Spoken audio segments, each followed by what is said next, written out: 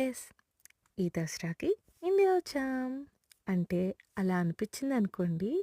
ఎందుకంటే నా ఫ్రెండ్ వాళ్ళ ఇంట్లో లలిత సహస్ర పారాయణం పెట్టుకుంది. అందులో వచ్చిన కిడ్స్ అందరిని పిలిచి అమ్మవార్లు అనుకోని వాళ్ళకి బాల పూజ చేసిందండి.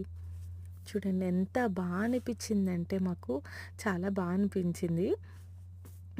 ఇంకా పారాయణంలో లింగాష్టకం, మణిదీప వర్ణన, హనుమాన్ చాలీసా ఇంకా ఎన్నో పారాయణం చేశాము. ఇంకా పూజ అయిపోయాక ఇలా గూడీ బ్యాగ్స్ కింద ఇచ్చింది రిటర్న్ గిఫ్ట్స్.